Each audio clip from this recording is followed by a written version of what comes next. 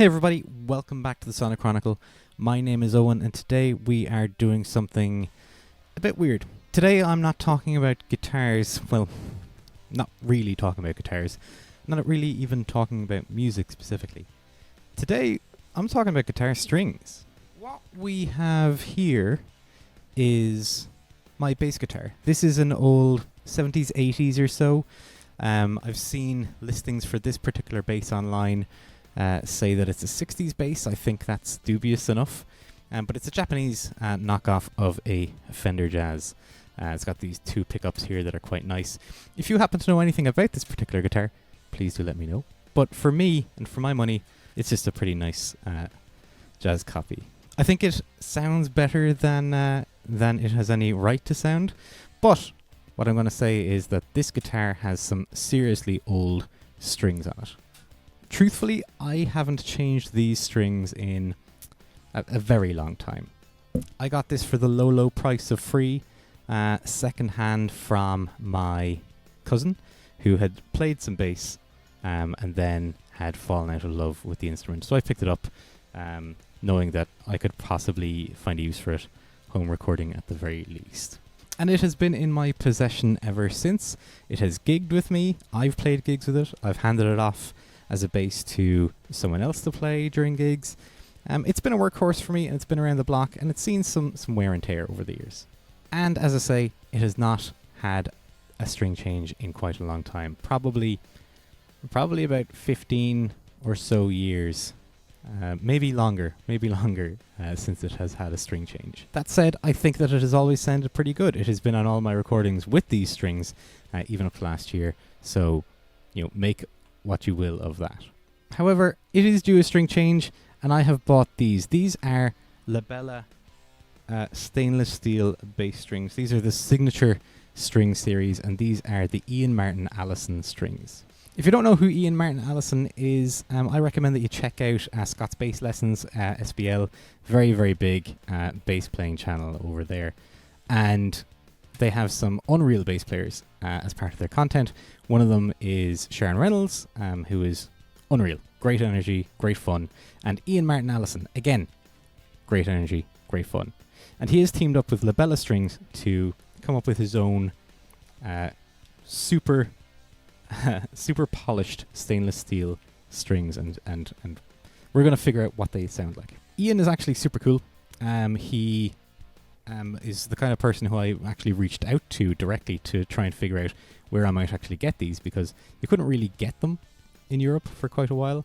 And in fact, I didn't get these from Europe. I got these strings from a shop called TheF-Hole. Big shout out to the folks over at TheF-Hole over in America for getting these to me. Even though these did come from America, they ended up actually costing about the same as a regular pack of bass strings, as a regular pack of Rotosounds, which I actually have here as well. Ian is brilliant. He's very energetic, loves the bass. He loves the instrument, knows the instrument incredibly well, and is currently touring with Ben Rector. So if you have an opportunity to see Ben Rector, I recommend that you do so, not simply for Martin Allison, but there's some great tunes there as well. But Ian is certainly an added bonus, and he is super friendly on his socials. I've messaged him a few times, and he has been responsive to me, which is more than he really needs to do, which is very much appreciated. And I asked him, would this bass actually have the benefit or see a benefit from these particular strings? And sure enough, he told me, these strings will sound good on anything. So we're going to take a look and see what the crack is and if they actually sound good on anything. Before we do that, though, please do consider hitting the like button if you like what I do. Please do consider subscribing to the channel if you want to see more of this kind of stuff in the future. Have it dropped directly into your subscriber feed. And of course, leave me comments in the comments section below if you see anything wrong with my method or my scientific method here, or if you have any comments on, how long you should go between string changes on your bass. With that done and out of the way, what I'm going to do is I'm going to go over to another view, and we are going to look at changing the strings on this thing. Alright, so we got the bass, we got the guitar here, we got the strings here, the Martin Allison super polished LaBella signature strings. So before we can stick them on, we gotta take these bad boys And they've been long serving, they've been pretty good for me. But right now, they gotta go.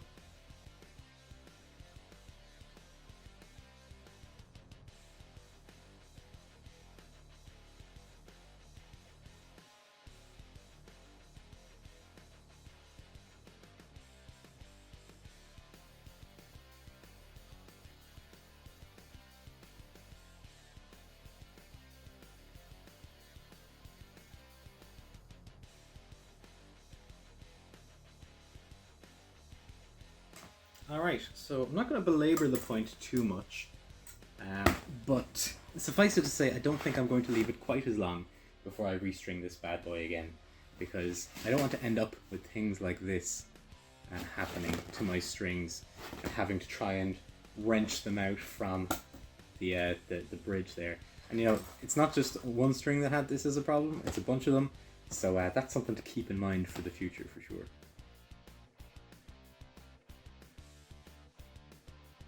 The other thing to kind of point out here is that these feel really worn as well, really kind of grubby.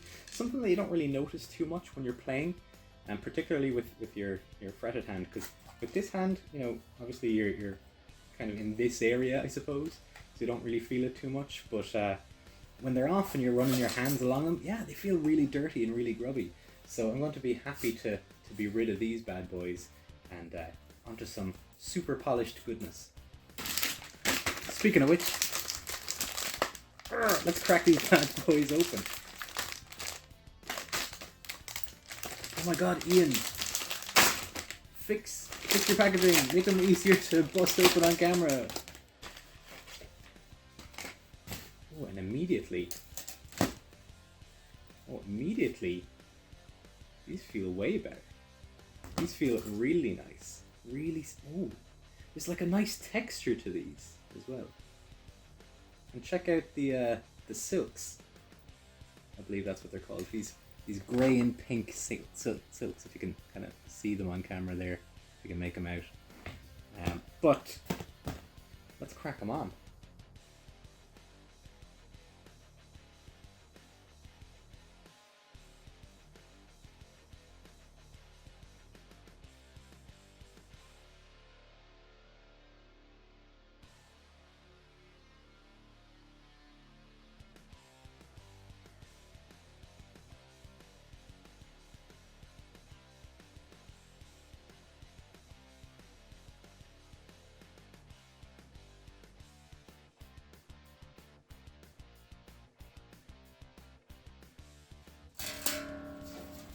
I gotta say, already these sound pretty great. Obviously, not up to pitch, so some fret buzz there, but it already sounds really cool and really different compared to those old grubby Rotosounds that I had on before. Now, I do have another pair of Rotosounds there that I could stick on to compare, but listen, one step at a time. Next up, the A string is the white one, and the other thing as well is that they give you loads of silk on the ends of these strings as well to mess around with. Now obviously I've got a bunch of wines there, which I didn't have before on my last set, so that's really good to see. Woo! Let's go. Let's get the next one on.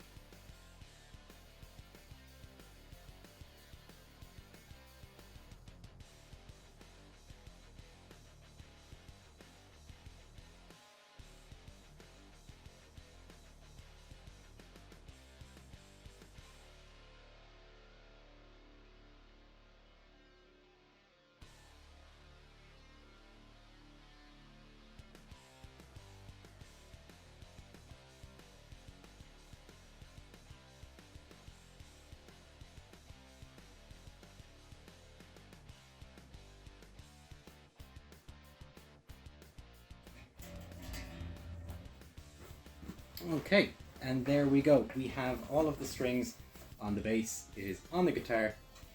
And immediately there is a difference here, right? Acoustically, there's a huge difference.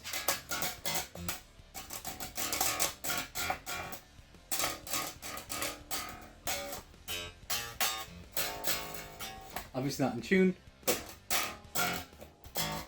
but acoustically, huge difference in terms of tone, in terms of sound of this thing. So what I'm going to do is next I'm going to tune it up, and we're going to do a few sound samples and compare it to the strings that I had on beforehand as well. And yeah, then we'll take it from there.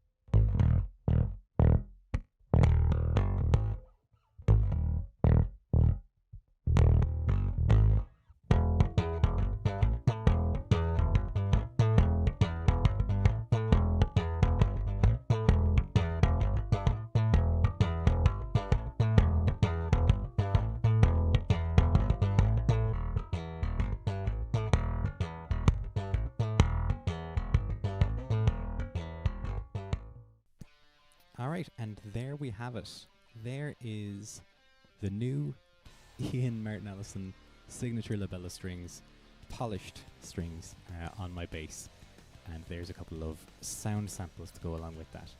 Overall, I'm pretty impressed. I mean, you maybe don't quite get the level of change across in that recording, or in those recorded samples, but here and live, yeah, huge difference. The previous strings were really dull, and it's only after you change them that you realize that. But that kind of goes for guitar as well in a lot of instances. One thing about them that I will note though is that they feel super different, and they're going to take a little bit of getting used to, because my grubby ones, maybe because of all the dirt and grime and mess that was in there, maybe they were easier to grip because of that. But these super polished ones are maybe a little bit less easy to grip, and I find my fingers kind of fumbling a little bit. Maybe they're even a little bit thicker than the gauge that I had on there before, which on regular guitar strings doesn't necessarily make a ton of difference, but on bass strings, obviously with the bigger winds, makes much more difference. Other than that, yeah, as I say, super impressed with these strings. And again, it seems like these things last for ages. If a guy who is touring and playing night after night after night live, and is also recording content with his instrument, gets months and months out of these, a guy like me who does home recording every now and again and plays a bit of bass, whenever he feels like he wants to pick it up and give it a bit of a pluck, they might last me for ages, much longer maybe even than the previous string set that I had, which regrettably was longer than I probably should have had them on there. But yeah, I would say probably good value for money. Again, big thank you to Martin Allison for being so cool about me reaching out and for asking questions of him. That is not, by the way, a prompt for you to go out there and start poking this guy and asking him different bits and pieces. That is not the intent at all. I was simply highlighting that he is a super cool guy. Also to TheF-Hole for getting these strings to me at such a reasonable price. Again, it feels like they were just the same price as a regular or a set of bass strings, so I was super happy about that. And yeah, if you like this video, please go ahead and hit the like button. Subscribe to the channel to see more of my kind of stuff in the future. And of course, leave me comments in the comment section below if you heard the differences, if you heard the subtle differences that are in there between the playing there. But yeah, thank you so much for stopping by and for hanging out with me, and I will see you in the next video. Bye bye.